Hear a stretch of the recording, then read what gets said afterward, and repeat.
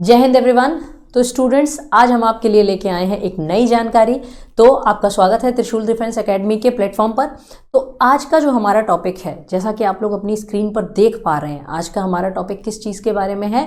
8th pay commission के बारे में। हाँ, तो पे कमीशन क्या होता है, ये जिसको हिंदी में हम लोग कहते हैं वेतन आयोग। तो अभी तक जो चल रहा था वो 7वें वेतन आयोग के हिसाब से जो सारा सिस्टम चल रहा था सरकार का, सैलरीज देने का गवर्नमेंट एम्प्लॉयज़ को, है ना। तो अब एक नई कमेटी, एक नया कमीशन गठित किया गया है। किस चीज़ के लिए? 8वें पे कमीशन, यानी कि जो 8वां वेतन आयोग है उस पर चर्चा तेज हो गई है। तो हम अपने इस वीडियो में जानेंगे कि ये है क्या। तो यहाँ पे हम देखते हुए चलते हैं, जैसा कि ये आपको न्यूज़ की कटिंग यहाँ पे आप देख पा रहे हैं कि 8th पे कमीशन यानी 8वां वेतन आयोग, how much salary hike can central government employees expect, यानी कि इस 8वें वेतन आयोग में जो हमारे सेंट्रल गवर्नमेंट के एम्प्लॉयज़ हैं वो कितना सैलरी में उछाल एक्सपेक्ट कर सकते हैं। तो इसको हम समझेंगे। तो आगे हम इसका पूरा एक तरह से जो इकोनॉमिक पक्ष है यानी आर्थिक पक्ष से इसको हम लोग देखते हुए चलते हैं। तो सबसे पहले आता है व्हाट हैज़ हैपेंड, कि व्हाट हैज़ जस्ट हैपेंड, कि अभी जस्ट हुआ क्या। तो उसमें हम देखेंगे कि हाल ही में हमारी जो केंद्र सरकार है उसने अभी बीते बृहस्पतिवार के दिन यहाँ पे क्या किया है, the central government on Thursday approve the constitution of the 8th central पे कमीशन, यानी उन्होंने क्या किया है, अप्रूव किया है। किस चीज को अप्रूव किया है? कि भाई 8वां जो केंद्रीय वेतन आयोग है उसको क्या किया जाएगा, लागू किया जाएगा। तो इसको इन्होंने अप्रूव किया, to review and recommend salary adjustment for central government employees.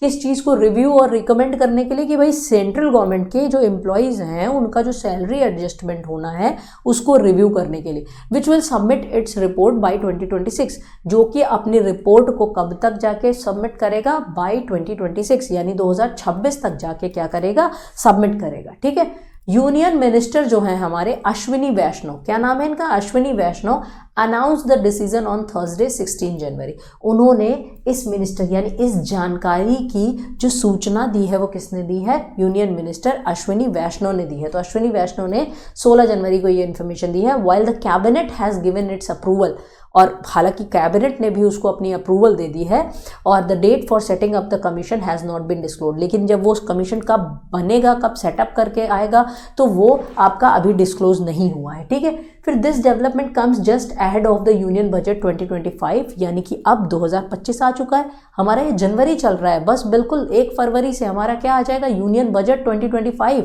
और सरकार चूंकि अभी 2024 में चुन के आई है ना, तो 2024 में तो उसका इंटरिम बजट था, अब ये फुल बजट इस बार पेश होगा, क्योंकि वो 5 साल के लिए और उसको केंद्रीय सरकार को यानी कि सेंट्रल में जो बीजेपी गवर्नमेंट है उसको फुल मतलब एक फुल मेजोरिटी तो नहीं, मतलब एक तरह से उनकी कुल मिला के सरकार है। ठीक है। तो यहाँ पे this development comes just ahead of the union budget 2025, जो कि हमारा फरवरी में आएगा। इस बजट को भी हम डिटेल में कवर करेंगे, हमारे प्लेटफॉर्म पे ये चलेगा। And is expected to bring a salary hike for government employees and retirees, यानी कि इसमें अब वेतन आयोग लगेगा तो ऐसा तो है नहीं कि एज इट इज सैलरी रहेगी, यानी तो सैलरी तो बढ़नी है, तभी तो वेतन आयोग बनाया जा रहा है कि सैलरी आपकी क्या हो, बढ़े। तो इसमें ये एक्सपेक्ट किया जाता है कि सैलरी हाइक होगी एम्प्लॉयज़ की, और आपके जो रिटायर लोग हो गए उनकी पेंशन में भी कुछ बहुत आपको ये सारी चीज़ें, या फिर जो रिटायर होने वाले हैं उसमें आपको उनको कुछ फ़ायदा देखने को मिलेगा। तो ये है हमारा 2021, 22, 23, 24 के आंकड़े, किस तरह से आपके महंगाई के दर आपकी यहाँ पे रही थी, किस तरह से, है ना। तो सारी चीज़ें। फिर आगे हम आते हैं व्हाट इज पे कमीशन। सबसे पहले हम ये समझते हैं कि ये जो हम पे कमीशन के बारे में पढ़ रहे हैं ये है क्या, वेतन आयोग माने क्या, ये क्या निर्धारित करता है। तो a pay commission is an official panel, ये एक आधिकारिक क्या होता है, पैनल होता है, established by the government to assess and propose wage framework for employees of the central government. इसको जस्ट ऐसे समझिए जैसे हमारा किसानों को एमएसपी मिलता है ना, तो एमएसपी निर्धारित कौन करता है ना। तो आपका जो सीएससीपी होती है ना, जो कैबिनेट की कमेटी जो आपकी होती है, किस चीज़ के लिए होती है, एग्रीकल्चर कॉस्ट ऑफ प्रोड्यूस, उसकी जानकारी के लिए जो आपकी होती है, वो निर्धारित करती है कि भाई कितना जोड़ के रखा जाए कि किसान को किस फसल के लिए कितना एमएसपी यानी मिनिमम सपोर्ट प्राइस दिया जाए।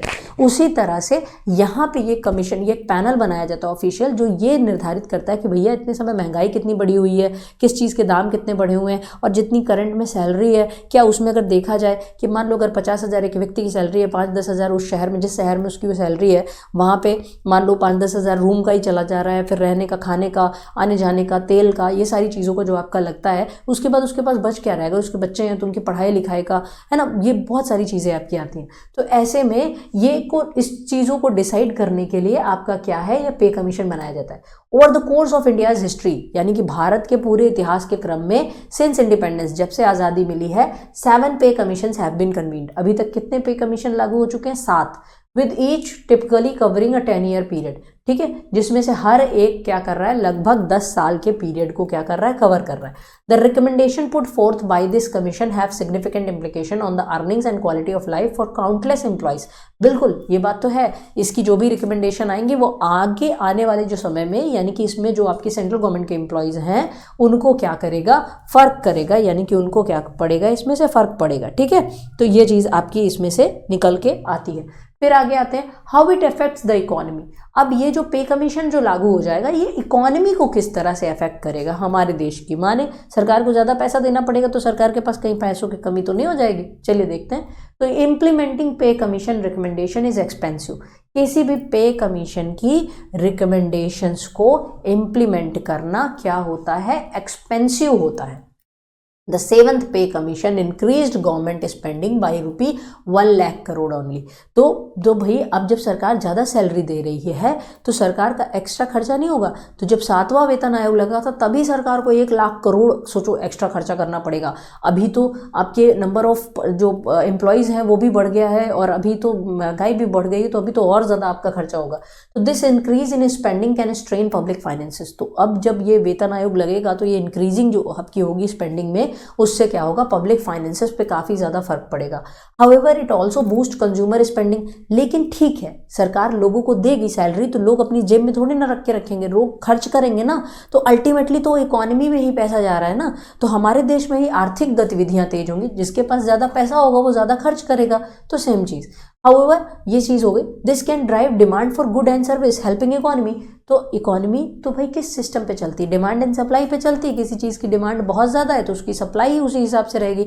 अब उसकी डिमांड कम हो गई है तो सप्लाई कम हो जाएगी। अब किसी चीज़ की डिमांड बहुत ज़्यादा है, सप्लाई कम है, तो उसका जो चीज़ का रेट है, यानी कि उस चीज़, जैसे अभी प्रयागराज में बहुत सारे लोग कुंभ के लिए आ रहे हैं और हमारे पास जो होटल्स हैं वो कम है, सप्लाई डिमांड बहुत ज़्यादा है, कई लोग आ रहे हैं, तो होटल वालों ने अपने दाम बढ़ा दिए, है ना। तो ये चीज़ें आपकी निकल के आती हैं। तो ऐसे इकॉनमी वर्क करती है। तो जो 7th पे कमीशन है हमारा, ये विच इज़ इंट्रोड्यूस्ड इन 2016, ये 2016 में सॉ एन इंक्रीज। इसने देखा था कि in the minimum salary from 7,000 to 18,000 per month, ठीक है, इतना सोचो उछाल देखने को मिला था। While the maximum salary for top officials rose to ₹2 lakh per month, 2.5 lakh per month, ठीक है। तो मैक्सिमम जो आपकी सैलरी हो गई थी वो 2.5 लाख पर मंथ हो गई थी। अब अगर हम इसके बारे में 6th पे कमीशन और 7th पे कमीशन के बारे में अगर हम देखें तो 6th पे कमीशन का इम्प्लीमेंटेशन ईयर 2006 था, 7th का 2016 था। पे बैंड और ग्रेड पे इसमें किसका था, मतलब किस पे बैंड में कितने दायरे में पे किया जाता है। तो मिनिमम पे इसमें 7,000 था। इसमें आपका जो, एक मिनट, मिनिमम नहीं होना चाहिए यहाँ पे 2.5 लाख पर मंथ, यहाँ पे मैक्सिमम का आई थिंक लिख दिया, ठीक है। तो ये सारी चीज़ें यहाँ पे आती है। और तो ये तो मतलब एक तरह से आपका क्या हो जाएगा, थोड़ा सा इसमें इकोनॉमी का डेटा हो जाएगा जो आपके लिए इतना ज़्यादा इंपॉर्टेंट नहीं है। आपके लिए ये है कि कब ये लागू हुआ, कब सारी चीज़ें आई और कितने % इसमें इंक्रीमेंट सरकार देगी, ठीक है। तो 8th pay commission is expected to build upon the reforms introduced by the 7th pay commission. तो ऐसा माना जा रहा है कि जो 8th पे कमीशन है ये उन्हीं रिफॉर्म्स पे बेस्ड ऑन होगा जो कि 7th पे कमीशन ने क्या किए थे, इंट्रोड्यूस किए थे, है ना, कि भैया ये हम रिफॉर्म कर रहे हैं। And it will conclude it's recommendation by the end of 2025। तो ये जो कमीशन अभी बनाया गया, अभी ऐसा नहीं कि एकदम पैसा बंटना शुरू हो गया सरकार ने, अभी कमीशन बनाया गया, ये 2025 के अंत तक आते आते अपनी क्या कर देगा, रिकमेंडेशंस दे देगा। फिर a committee has been set up by the central government to oversee its implementation. फिर सरकार एक कमेटी का भी गठन कर देगी कि अब देखो कि इसने जो रिकमेंडेशन दी है इस आयोग ने, उनको अध्ययन करो और उसको देखो कि इसमें से कितनी चीज़ें लागू की जा सकती हैं, ठीक है। तो report suggest a possible increase in the fitment factor from 2.5 to 2.86, अ की पैरामीटर इन कैलकुलेटिंग रिवाइज्ड सैलरी। तो लोगों की सैलरीज को रिवाइज करने के लिए कि अब सैलरी बढ़े कि घटे, उसके लिए एक फिटमेंट फैक्टर होता है। इसको मोटा मोटी ऐसे समझ लो कि जो फिटमेंट फैक्टर होता है ये जितना अधिक होगा, जितने % अधिक होगा उतने ही उसमें आपके क्या होगी, उसी अनुपात में यानी उसी प्रोपोर्शन में सैलरीज में क्या लगता है, इंक्रीमेंट लगता है। फिर the fitment factor determines how much the basic pay is multiplied to calculate revised salaries and pensions, यानी बेसिक पे को मल्टीप्लाई किया जाता है कि यानी कितना ज़्यादा आपका क्या किया जाएगा, सैलरीज में और पेंशंस में वृद्धि की जाएगी। तो in that case the central government employee might see 186% jump in their minimum salaries. तो सेंट्रल गवर्नमेंट के जो एम्प्लॉयज हैं वो अपनी सैलरीज में इतने परसेंट का क्या देख सकते हैं, जंप देख सकते हैं। अच्छा, ये जंप ओवरऑल सैलरी जो ओवरऑल बनती है वो बेसिक पे के हिसाब से बात हो रही है, ठीक है। वो जो ओवरऑल देखा जाता है ना, ओवरऑल में तो बहुत सारे अलाउंसेस मिलने के बाद आपका होता है। तो however this is just a speculation, हालांकि अभी तो भाई कमेटी बनाई गई, कमीशन बनाया गया है, वो रिकमेंडेशन अपनी दे। ये तो लोग बाग हैं जो आर्थिक पंडित नहीं होते, वो सोचते रहते हैं, मतलब वो पूरा मत सोचते ऐसे नहीं है, फैक्ट्स के आधार पे ही अपना वो सारा अनुमान निकालते हैं। The exact amount will be known only after the 8th pay commission report, ठीक है। तो जो एग्जैक्ट अमाउंट होगा वो 8वें पे कमीशन की रिपोर्ट के आने के बाद ही क्या होगा, पता चलेगा, ठीक है।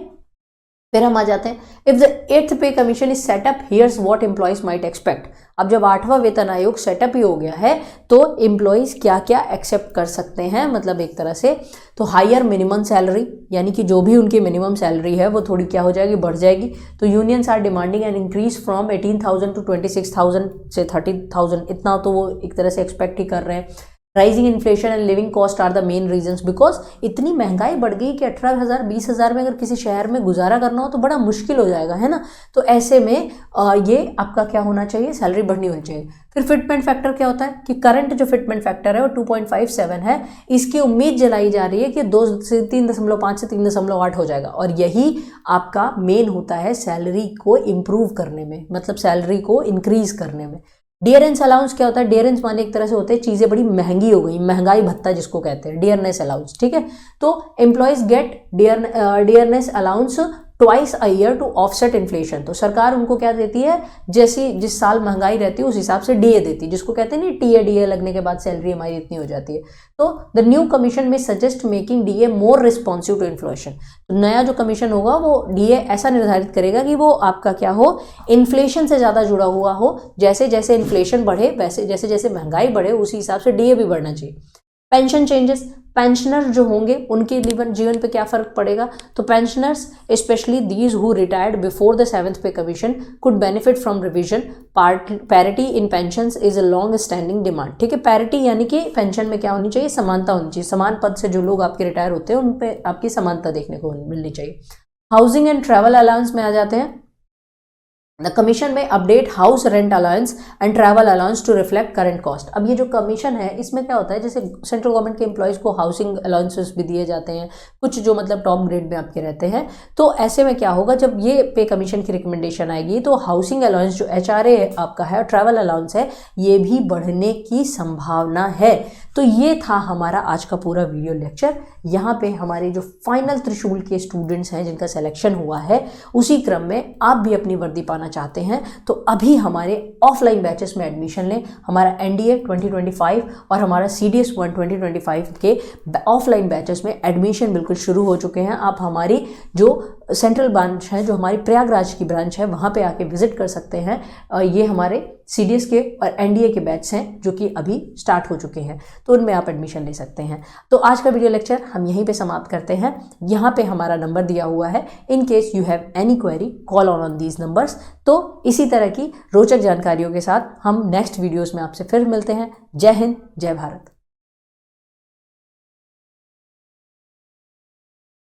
डिफेंस एग्जाम क्रैक करना हुआ और भी आसान, त्रिशूल डिफेंस एकेडमी लेकर आए हैं बिल्कुल ही एडवांस लर्निंग ऐप। तो आज ही ज्वाइन करें और स्टार्ट करें अपनी ऑनलाइन क्लासेस।